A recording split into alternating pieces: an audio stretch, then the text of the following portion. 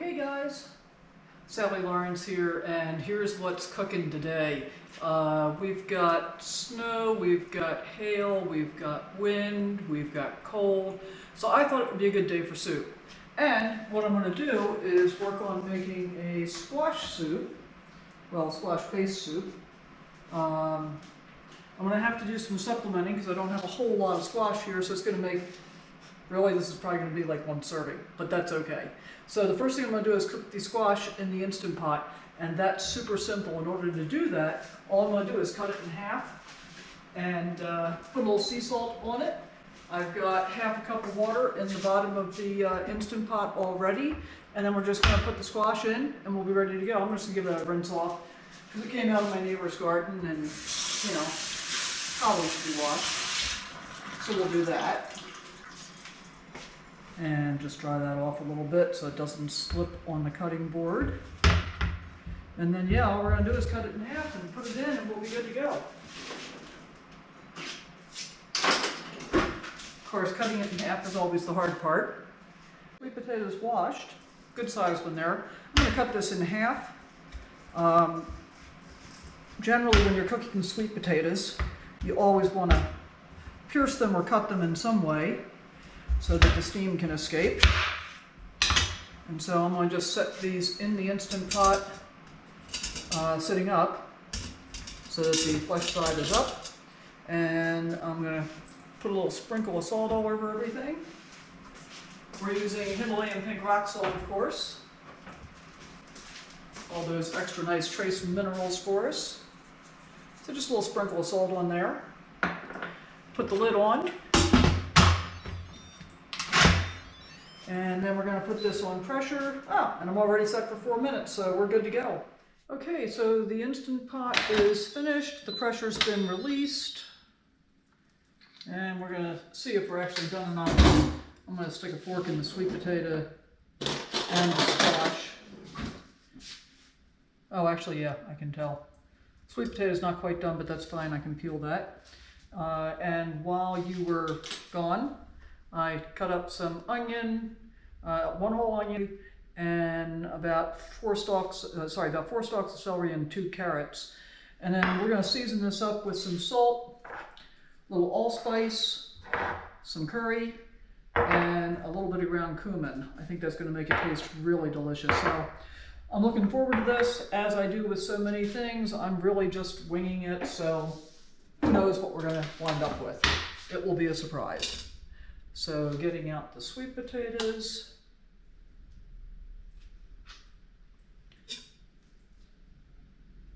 And getting out the squashes.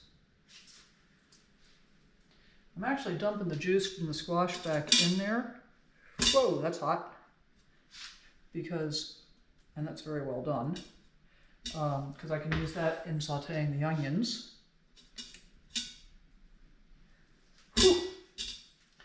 I don't really recommend handling cooked hot vegetables just with your fingers. Maybe not the wisest thing. Okay, we're going to get the rack out of here. And I've got a little piece of shell there that I don't want in.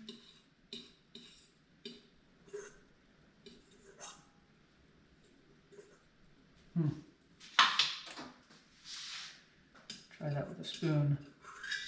Yeah, okay, good. So there we go. And then we're going to go ahead and add in the onions and get them started cooking. And we'll give that just a couple of minutes, and then we'll put the carrots and the celery in as well. So I'm going to switch right now from keep warm, which is what happens after the cooking cycle finishes, into the saute mode. So first you have to turn the Instant Pot off to do that. You can't go directly from one to the other. So I'm going to hit cancel and then saute. Grab a spoon.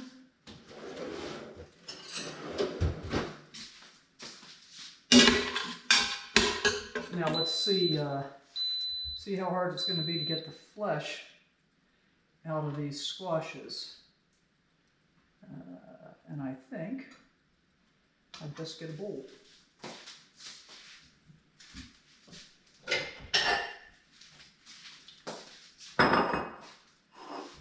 to try not to burn myself much. We'll see how that works. And then I haven't decided what I want to do yet about cooking liquid, if I'm just going to use water or if I want to use chicken stock. So I'm still thinking about that for a few minutes. And once I decide, feel free to let me know in the comments below if you think I should have gone the other way. Oh yeah, that's nicely done. So keep this in mind when you want to be able to do winter squash really fast. I mean, this is really fast. And it's definitely cooked all the way through. I think the sweet potato could have gone slightly longer, I think. But I think that'll be okay as well. And then all I'm doing is just scooping this out. Trying to keep the shell from going in there.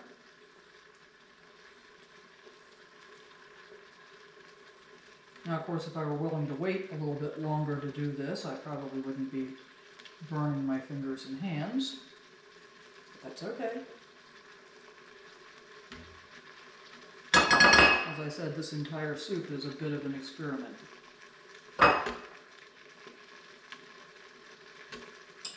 And you can hear the onions getting along there. I'm actually going to let the onions absorb pretty much all of this liquid. And because right now there's no fat in here at all, and I do want some, I'll put some coconut oil in as I add the other vegetables, the carrots and the celery.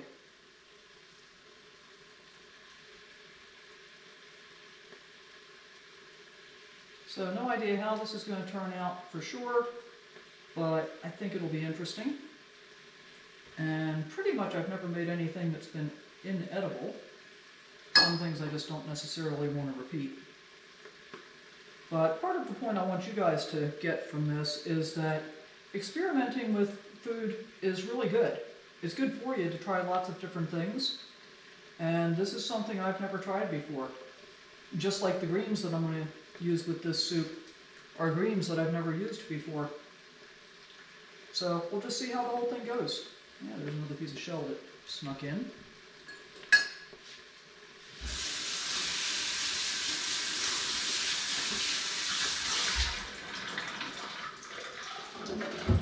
And I need to remember to look up and see if it's okay to put cooked shells like this in my compost or not.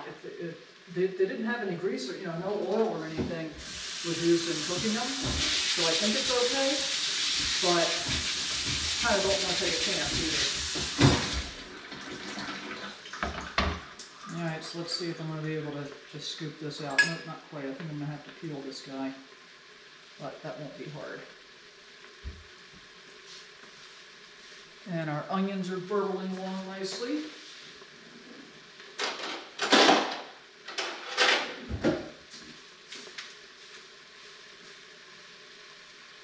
We're actually kind of doing this one in real time today, and usually I don't do that. Usually I just turn the camera on and off in between steps. But I also want you to get an idea of just how much time is really involved in doing something like this. Now, as I say, especially if you're feeding a family, normally I'd be doing a much larger quantity, and then I'd be having a bunch of leftovers. But the other thing to think about is this really is not a whole lot of time that's taken up with actively working on preparing food.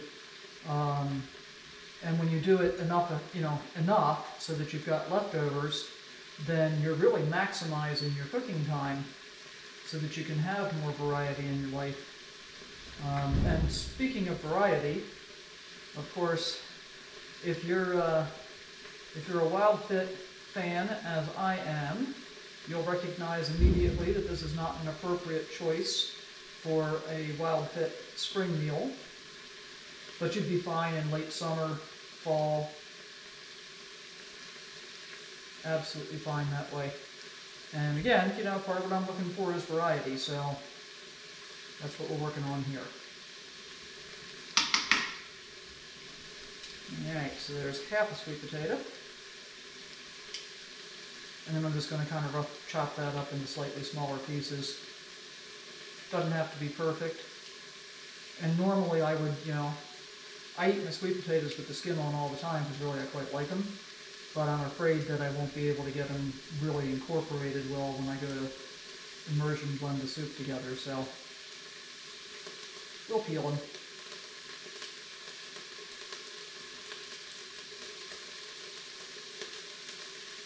And it sounds like, yep, we're just about ready to put a little coconut oil in there and move on to adding in the carrots and celery.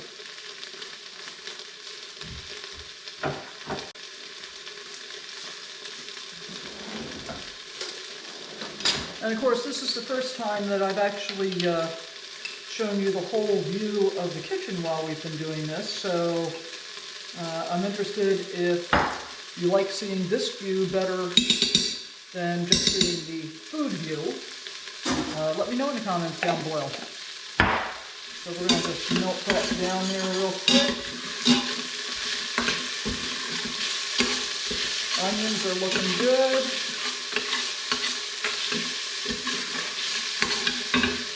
And then we're going to add in our carrots and celery.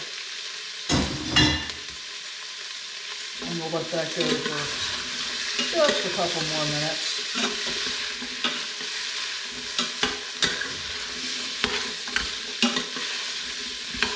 Okay, we're going to give this about 2 or 3 minutes for those vegetables to get soft, and then we'll get everything combined and put the lid back on. Okay, so we got a couple of different things going on here. Let's start by taking a look inside the Instant Pot. And you can see we've got a great big frozen block of bone broth right there. We've got our carrots, celery, and onions are all ready. And over here, I've got some chicken broth that I heated up because I wanted to have some liquid in here. I didn't want it just to be all frozen. So we'll dump that in. And let's take a look at our seasonings. So I've got about a tablespoon of curry powder here. About, I'm going to say about 1/3 of a teaspoon of cumin powder, about a teaspoon of salt, about a third of a teaspoon of black pepper, and maybe an eighth or about a quarter of a teaspoon of allspice. So we're going to go ahead and dump all of that in as well. I love the dump process. And then here we've got our squash that we've already pulled out of its shells, and the sweet potato we cut up. So we're going to go ahead and add that in, and then we'll get the lid on this bad boy, and I'm going to set it for pressure cook, and we're going to go up to about 8 minutes just to make sure that I get the get everything incorporated. So there we go. Let's dump the squash in and keep going.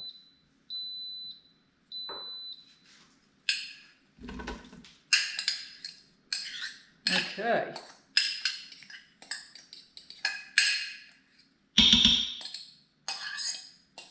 Try and get all of that goodness out of there. Give it a quick stir. And then we'll go ahead and get the lid on and see what we wind up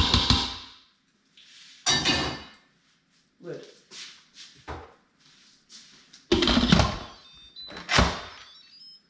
Alrighty, so stay tuned. We'll see what it looks like when we unveil it. Let's take a look inside and see what we've got here. I'm just going to use a fork to make sure that the vegetables, really are cooked all the way, and they are, so that's good. We can just take a look inside the pot here. Yeah, so this is what we have. It's going to be a beautiful orangey color when we put the immersion blender in and blend it all up. So let's go ahead and do that. And of course, whenever you're doing this with a hot soup like this, you need to be really careful not to have splashbacks. So don't lift the blender up while you're doing it.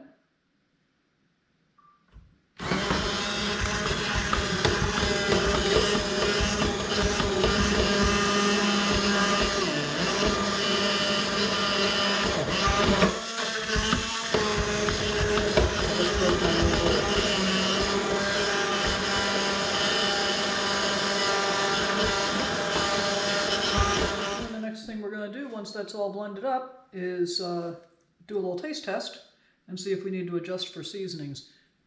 You can see that's nice and thick and creamy looking, and there's no cream in there. Oh, that's yummy.